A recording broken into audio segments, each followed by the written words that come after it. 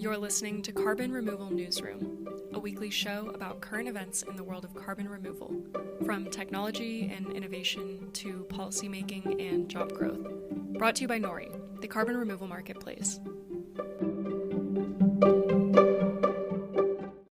Hello, everybody, and welcome to Carbon Removal Newsroom, the Friday, May 5th edition. I'm Radhika Mulgafkar, Head of Supply and Methodology at Nori. Today, we're talking to two people from Planetary Technologies. Last year, Planetary Technologies won the X Prize Carbon Milestone Award for their ocean-based CDR method.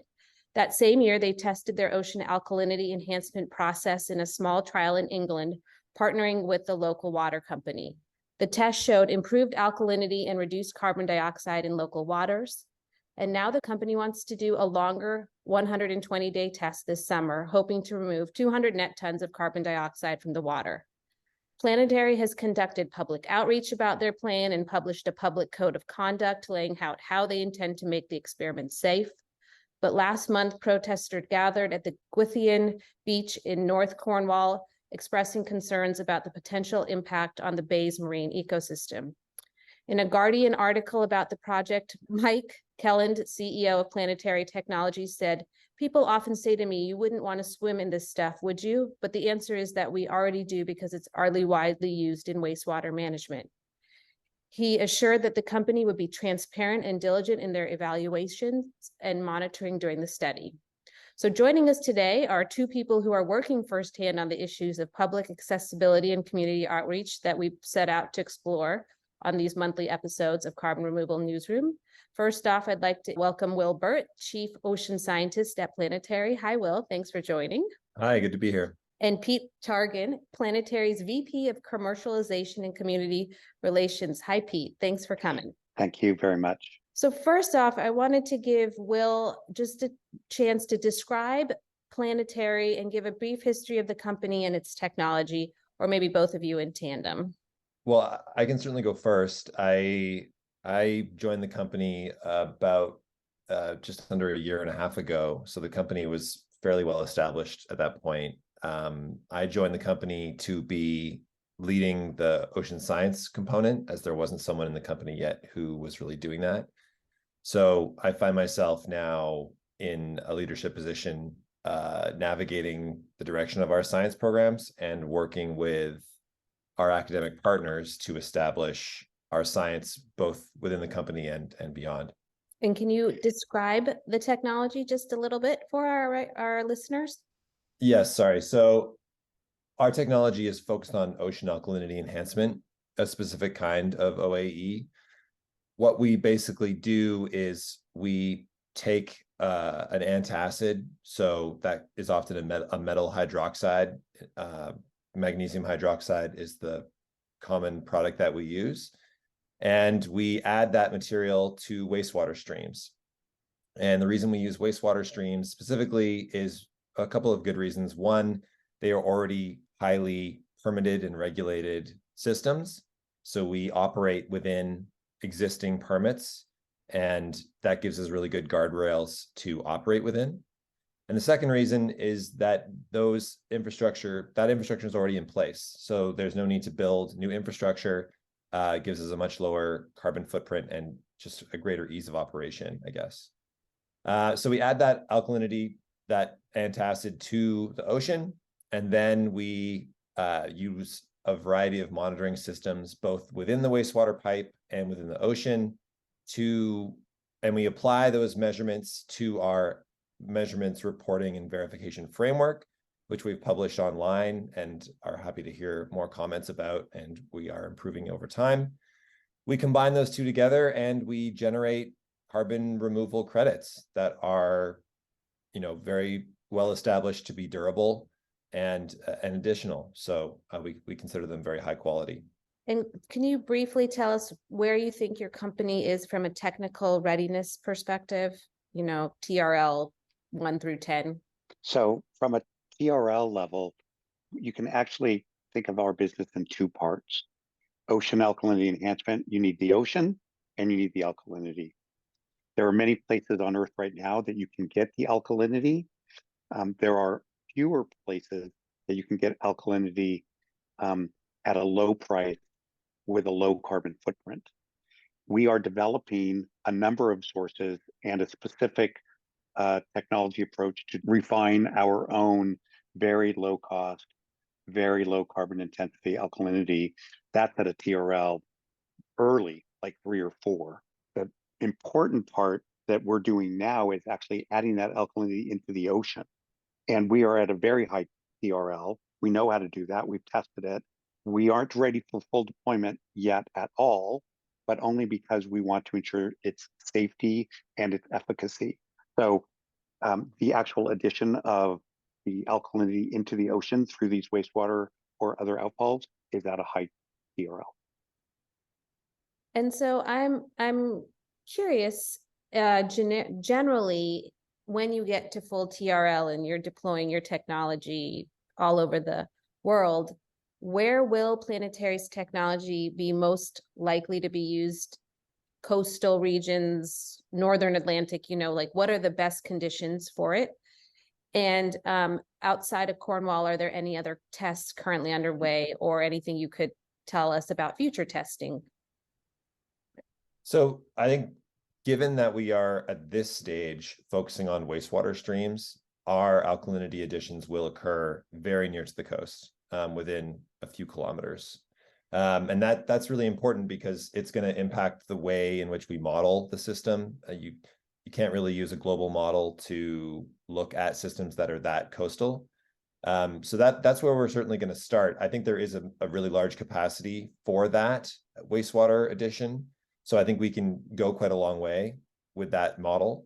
And, so the areas in which this will work, there are a few different ways that this sort of wastewater addition can work. Cornwall is a really ideal place, and that's because you've got a fairly broad and shallow region of the coast there. So for those who know a bit more about ocean alkalinity enhancement, or those who don't, you need, in most cases, an air-sea interaction for that CO2 to either be taken up from the atmosphere or to stop CO2 outgassing from occurring. You need some kind of air-sea interaction. So being in a shallow environment where the surface water is in contact with the atmosphere basically all the time is a really important component. So Cornwall was identified very early on as an ideal location where you're going to have that interaction for months at a time, where that air-sea interaction can take place. Our test site, the second test site, which is probably as far along as the UK site, is here in Halifax, where I'm located.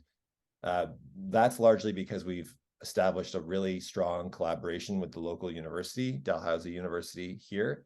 Multiple large interdisciplinary projects underway to have academic groups verify the efficacy and safety of this process. It's really a brilliant team.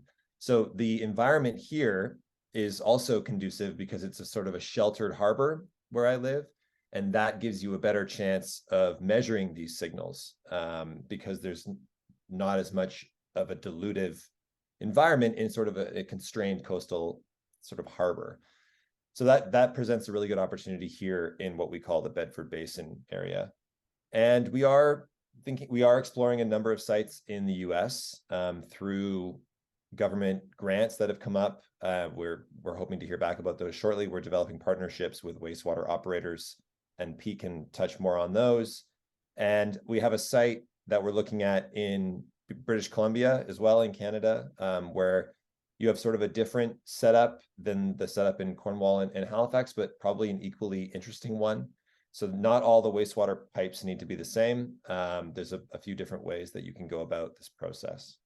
So just one quick follow-up question. I noticed everywhere you at least could talk about specifically, you're sort of in cold ocean waters. Is that a necessity or is that just coincidence? That's a coincidence, I would say.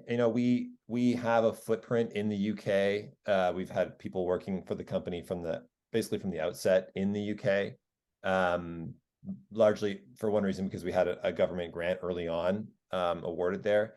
And then the company, of course, is founded in Canada. So you can't really find anything but cold up here in terms of water temperature. So that I would say it's just a coincidence at this point. All right. So Pete, I'm curious to hear from you. One, if you want to, expand a little bit more on some of the potential partnerships, but also how have the local governments responded to your projects? I mean, outside of the academic work you're doing with the Canadian University, how are local governments and partners responding to your projects? So let me answer your first question, and that is regarding partnerships.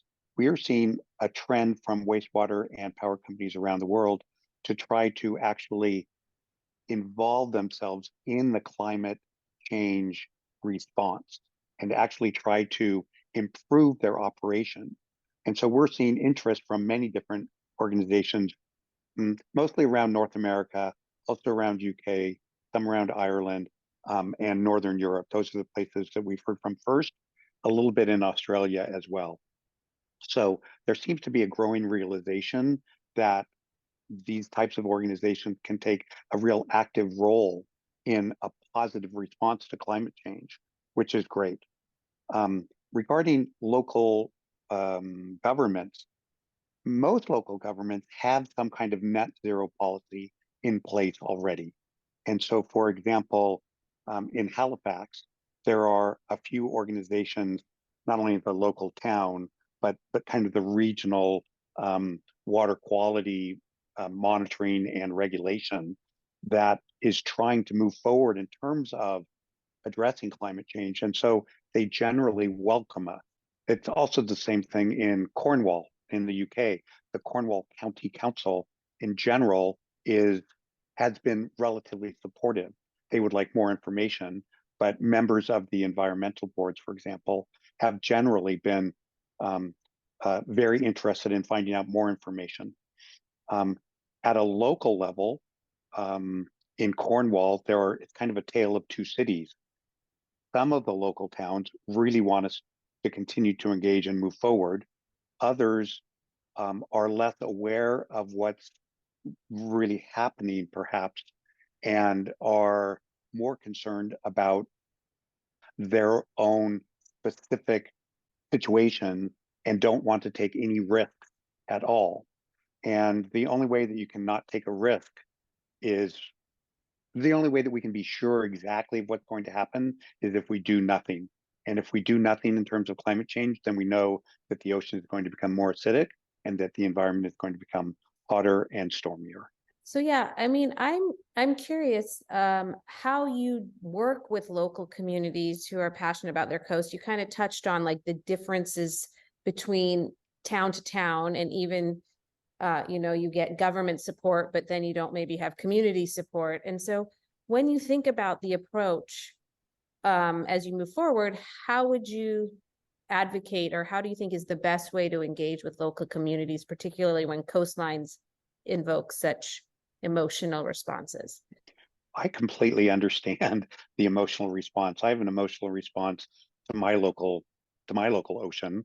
I would like to see it very highly respected, and I don't want any harm to come to the local ocean. My view is that the ocean around the world is under attack by climate change, not by any specific individual, but by climate change. And so, in order to respect the ocean, we need to help restore it. But in terms of community engagement, it's in my view, it's a process of two-way education. We need to learn from the local community the specifics about their environment, and because they live there, they know those waters better than we ever will. Except in the case where, for example, Will lives in Halifax, and so he's very well, very well knowledgeable about that. But we, Planetary, need to understand the specifics about those waters in that area, and we need to learn about, well, what issues might we need to take into account that we haven't taken into account, and um, and at the same time, we need to do a good job, and in Cornwall especially, a better job of explaining what it is that we're really trying to do, and make sure that people understand what ocean alkalinity enhancement is, what it's not, and make sure that they understand the right path that we see for deploying ocean alkalinity enhancement over time. certainly we're nowhere close to a full deployment in any location. We're at the very early part of an engagement where we want to do some initial studies, make sure that it is safe. And so there's an education process kind of both ways. And that's something that I think has to happen in order for both parties to make a decision about whether or not it's an appropriate site, an appropriate project area for us to go ahead and do an ocean alkalinity enhancement project. So I watched some of the video of protesters in Cornwall, and I actually was pretty impressed with both their seemingly acknowledgement of the need for CDR. They even seem to have pretty good understanding of the technology. So I thought you guys must have done a pretty good job of educating the community about that. But it was still this sense of like, don't test it in our surf. If it's safe, maybe bring it. So, and I think this is not a theme that's limited to planetary or oceans. It's a theme we see throughout CDR, right? That many people understand its need, but also don't want facilities and testing happening near them. So how do you address that real fear that scientific answers cannot, assuage? Or maybe asked a little differently, how can the broader industry start connecting emotionally with local communities and build the trust needed to let these testing and facilities be built? Not sure who's best to answer it, so I'll leave it to you two. Well, let me take a crack at that to start.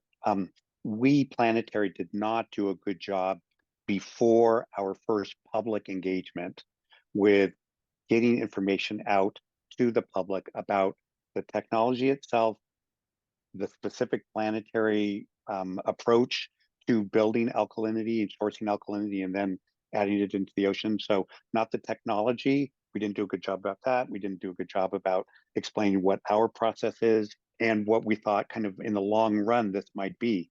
And so that gap left a void, and nature abhors a vacuum, right? And so there was an outpouring of fear based on an unknown. And from that point, it's been very hard for us to recover and actually rebuild that trust. And so because we didn't have good information available at the beginning, people thought, and understandably so, that we were actually trying to hide something. And it was actually just the opposite. We thought it was kind of obvious because we swim in these waters every day, so to speak. We live in this every day. And so I thought, oh, well, these answers are obvious. People just figure it out, and we're just here to explain it a little bit. And so connecting emotionally is the second question that we do need to figure out how to do, because it isn't just about facts. Facts are very important in this conversation. And even though there's been a lot of emotion with many people in Cornwall, when we've engaged with either individuals or small groups in a time where it's not super high pressure, where it might be a small group, people come to understand it, and people understand the project and the need for it, and they can make a decision about, well, yeah, that actually sounds like a pretty good idea. They may still decide, oh, I don't want you to put this into our waters because for whatever reason, they don't want it in their area. Not because they're experts in it, but they just don't want it there. They don't see the upside to themselves personally. And, everyone has the right to their own opinion and a right to try to protect their own corner of the universe. That's certainly an understandable thing. At the same time, we as a society have to figure out, well, where are we going to deploy climate solutions that can be a real positive? We believe, and if you look at the State of Climate Removal 2023, ocean alkalinity enhancement is potentially the largest form of carbon removal, like by 2.5 times greater than direct air capture. And so we as a society have to figure out, how do we find these sites that are going to be good for ocean alkalinity enhancement, and at the same time make sure that we listen well to the community and come to some kind of mutually agreeable decision. If there are 2 or 5 or 10 or 100 or 300 people who don't want something to occur in their backyard, what happens in a population of 100,000? I mean, what is that process? Who makes that decision? That's an open question, I think. It currently hasn't answered. There currently is a regulatory body that decides whether or not this project can go forward. We as a CDR community need to decide, is that is society's current answer? Do we want to continue to use that answer? So what's next for Planetary for the St. Ives project, both in terms of public outreach and regulatory approval, Pete? So from a regulatory approval standpoint, we have been asked by the regulator there, it's called the Environment Agency. The EA has asked for a bunch of information from us. We gave them a proposal we started early last year to do an initial trial, which we completed last September. We then applied for the next test, the next project, and we gave them a proposal in November. They gave us initial approval in December, and they encouraged us. They said, we're very encouraging of this. They asked for more information. We gave them that information in February of this year, and we are now waiting for them to go through all of their evaluation, including, I think, some kind of independent assessment. So we, from a regulatory approval standpoint, in Cornwall, we are waiting for the go-ahead from the local regulator. In Halifax, we're actually a little bit further ahead, and the local regulator has said there's one more item that we need to do, but it's kind of a checkbox item, and so they've approved this next project. From a community engagement point of view, we believe that this is actually good for the community, and we want to be there with the community for a long period. And so we are in it for the long haul. And so we continue to reach out to members of the community. We continue to answer questions. We continue to have community engagement sessions that are hosted by different groups. We recently had one with a local member of parliament. We will have one shortly with another regulatory agency there, another community government group. And so we continue the process of listening to be educated and continuing to inform people or educating them outside. So we continue to listen and learn from the community, and we try to continue to educate and inform what our plans are and what our proposals are and what our long-term vision is for helping to improve and maintain the waters of Cornwall. Because if we don't do anything in Cornwall, those waters will continue to get acidic. They'll get more acidic, and there will be fewer crustaceans. And over time, the fishing industry will collapse. That is something that scientists tell us is true. So I think I'd love to hear from both of you what lessons you learned from the St. Ives Bay project. Will, I'll start with you and then move on to Pete. Yeah, a lot would be the answer to that. Lessons we've learned. I think moving back to what you had said previously about the protesters and them having a really good handle on things, I think part of that is attributed to the work that Pete and Mike and myself, to a lesser degree, put in after those initial discussions. There was, as Pete said, quite a lot of misinformation that was spread about the specifics of our project, and a lot of work was put in with specific groups and on through our website and through emails to sort of write the narrative correctly. So I think that is one reason why that did shine through in those protests. And as Pete said, one of the key lessons learned there was not providing readily accessible information. We came in personally thinking that we had all the information, but people obviously wanted to learn more, and going to our website led to more questions than answers, and that led to things sort of spiraling in the wrong direction. So the lesson, as Pete already alluded to, is that you have to make sure there's a really solid footing for the project scope that people can go and read on their own time.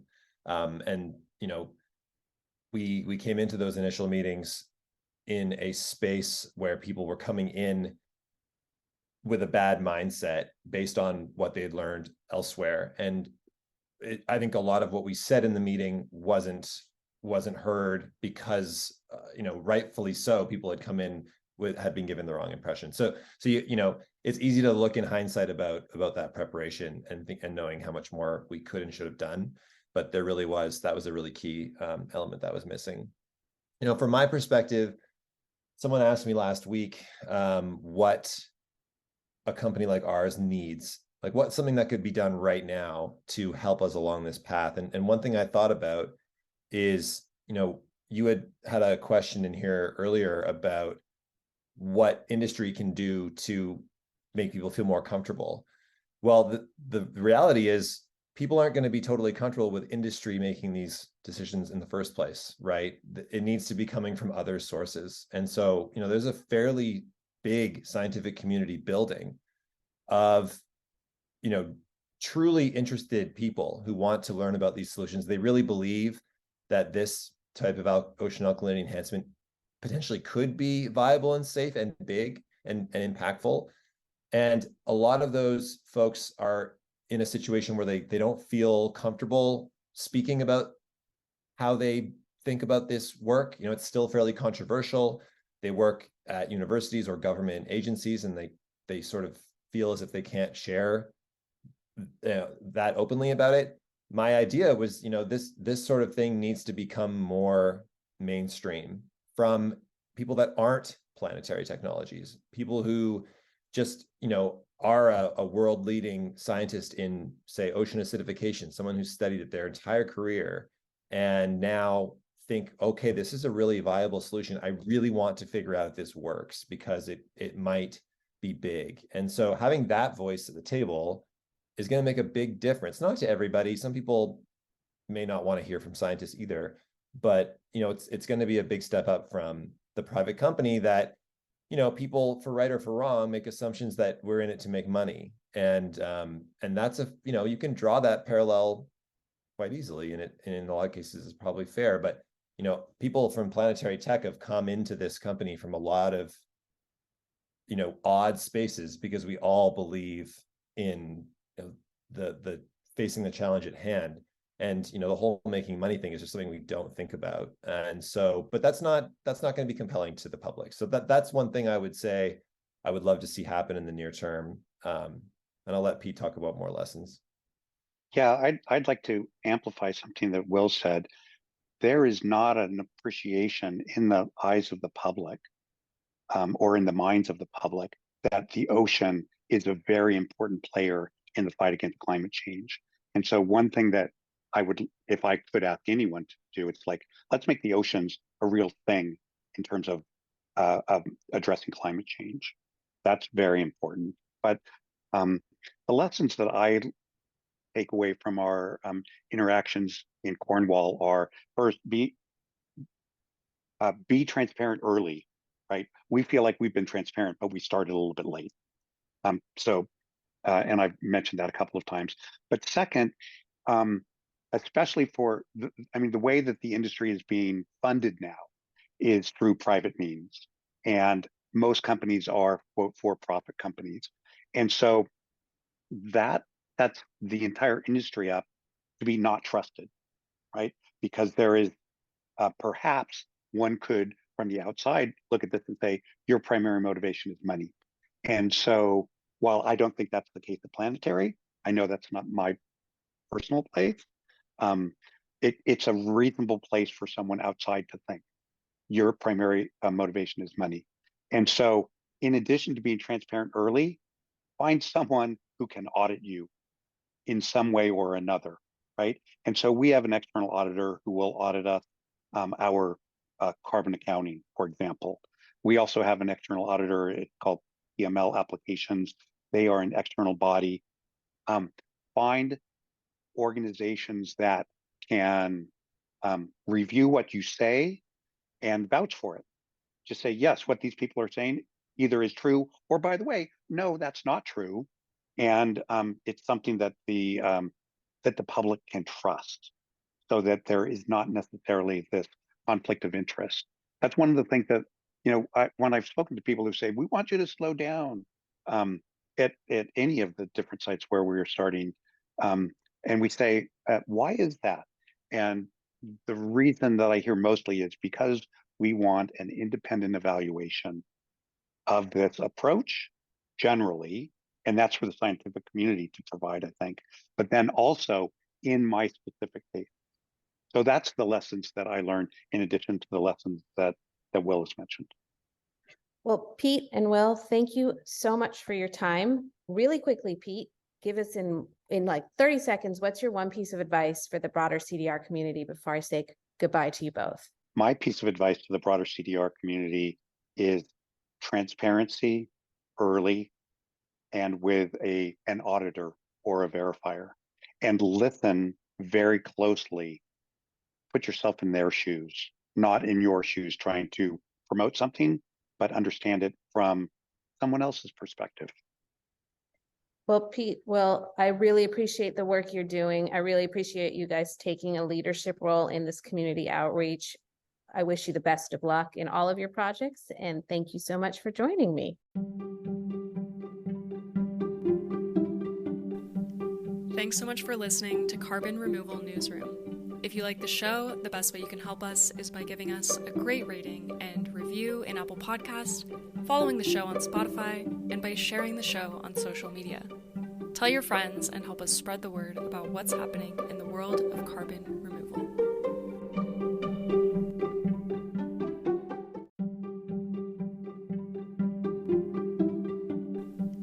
Thanks so much for listening to Carbon Removal Newsroom. If you like the show, the best way you can help us is by giving us a great rating and review in Apple Podcasts, following the show on Spotify, and by sharing the show on social media.